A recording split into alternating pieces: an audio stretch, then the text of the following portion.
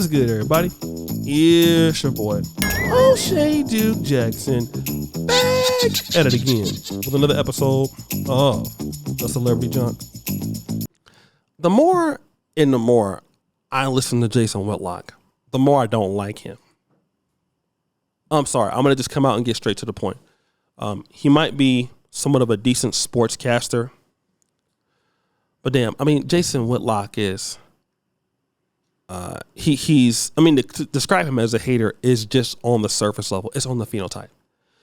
This guy has to be one of the greatest African-American journalist sellouts of this generation, which is more notable because he's over at The Blaze. We all know what The Blaze is about. Now, let me just say this. Some of you guys are like, well, you know what? He has some level of ownership there in his show. He can hire people. He can do this. The guy is out of touch. I'm going to explain why. Okay? Now, Deion Sanders had his first win against TCU, who won last week. And Deion Sanders, who was one of the greatest football players, if not the greatest football player of all time. People like him and Bo Jackson come around every 30, 40 years. Okay? You can't just be a great athlete and be like that. You have to have an excellent mentality. Top tier. Deion Sanders responds to some haters who didn't believe in him. And then I want you to listen to what Jason Whitlock said. Look at me. What about me would make you think that I care about your opinion of me? Your opinion of me is not the opinion that I have of myself. You ain't make me, so you can't break me. You didn't build me, so you can't kill me. You know what? God established me, so you ain't nothing you can do to me. Deion is expressing a feminine, morally bankrupt worldview. And he's passing it off as confidence and a false bravado.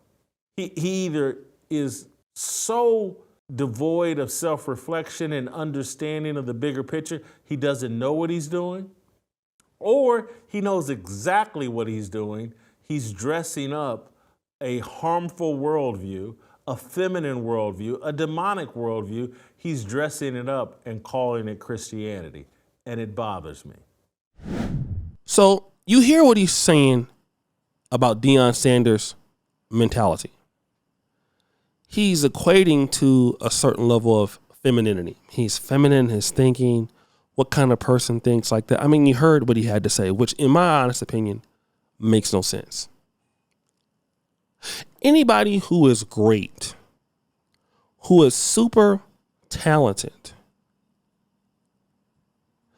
if you are worried about how people feel about you, what your abilities are, and I get that to a certain level, we do care about what the general public thinks. But the general public could also misjudge your ability.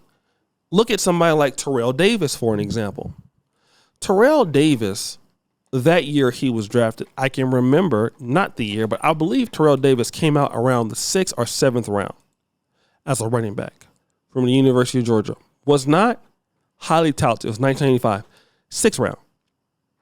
I was in high school when he rushed for 2,008 yards. Now, after that year, he suffered, some injuries and things like that. But I can remember when Terrell Davis was passed up. Let me talk about another person that you may know of. Have you ever heard of somebody by the name of Tom Brady? Okay. Tom Brady came out in the 2000 draft. I remember watching him when he was a backup at the University of Michigan. His draft status that year, he was expected to be a 5th or 6th round. Okay. We ended up as the 49ers that year. We ended up taking somebody in the 3rd round, quarterback, who ended up being so awful. I don't even want to mention the guy's name. But we took a quarterback in the 3rd round who was terrible. He was a guy that was from my city. Again, it was the words. I'll mention him. The guy's name is Giovanni Carmazzi. He went to Jesuit High School. Terrible. The guy couldn't play. Couldn't do anything. Right? At the time, we had Bill Walsh as a general manager. We had the opportunity to draft Tom Brady. We didn't. Would have changed our franchise forever. Long story short, the rest is history. Tom Brady wins 6 Super Bowls. If Tom Brady would have sitting around, thinking about what people thought about him and cared about him, he would have never been who he is today. Steph Curry. Also, he's too small. He can't play. Michael Jordan, draft status. He can't make a mid-range shot. In order to be successful in life, you just can't care about what somebody's ability is. How is that feminine when you are a producer? The guy is a Hall of Famer. Jason Whitlock, he went and literally built Jackson State into a worldwide competitor in college sports. With that same mentality, nobody believed he can do it. He went to Jackson State. He did it. He's doing it at Colorado.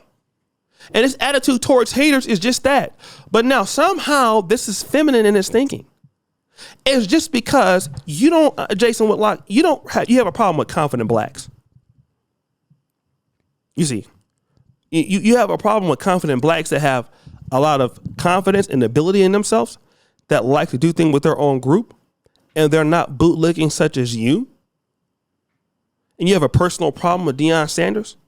But that is exactly what it takes. You see, if Deion Sanders was in the sports industry, he wouldn't be working at the Blaze. I'm not trying to take a personal shot at you. It's the truth. That's the difference between you and him. You have never been able to achieve what Deion Sanders has been able to achieve in 2 different things. I mean, you played football. You're not that good at it. Deion Sanders played baseball and football. I think he hit a home run in the same week that he ran a touchdown back for the Falcons, playing on 2 different teams, the New York Yankees and the Falcons. Became a great coach in high school, then went to college, now just beat the runner-up last year. And you're saying that his mentality is feminine. How? How is that a feminine mentality? It seems like to me a guy who believes that he believes in what's happening. Look at the people who built YouTube. Do you know how many haters came from the guy who wanted to start YouTube? You can't do it. You can't do this. You can't do that. What about the guy who wanted to start Facebook? You can't do this. You can't do that. What about the guy who wanted to start anything? The Blaze, the network, you can't do this. People are always going to hate on him. And that mentality is raw. You can't care. All right? It's people's job to be hating on you, bro. That's what it is. It's your job to prove people wrong. And the thing is, Deion keeps proving people wrong. We got to give the guy credit. That's what he does. He gets it done. Okay? Like it or not, some people don't like the Jackson State move. You don't like the fact that Prime does it his way. He does it in a flashy way. He does it in a boisterous way. He gets it done. It works. We don't say that when Elon Musk does things his way. He's ruining Twitter right now. Nobody will say he's doing things in a feminine way. He's literally destroyed Twitter. Twitter has went backwards since Elon Musk has taken over. Now it's called X. But we're not saying that. When the black man comes with a certain level of excellence, a certain level of confidence, that's femininity, because sellout blacks are speaking for who? The whites. I'm going to tell you, because a white person can't come out and say what Jason Whitlock said. But they'll pay him to say it. That's why these guys who are believing in themselves have so much swag and confidence in delivery. Look at Cameron and Mace. That's why they got a $30 million deal. And Jason Whitlock is still there eating pork rinds.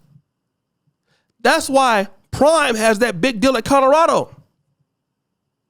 And nobody watched you at the Blaze, bro. Nobody, unless you say something really stupid. I don't know anybody who gets up and says, you know what, Jason Whitlock is on the Blaze today. I want to stop what I'm doing to come watch Jason Whitlock on the Blaze. But I do know of people who will say, you know what?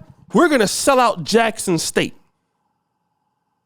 We want to go to Jackson State. Nobody wants to come to the Blaze Network because you're there. for an example. But people want to go to Colorado because Deion is there.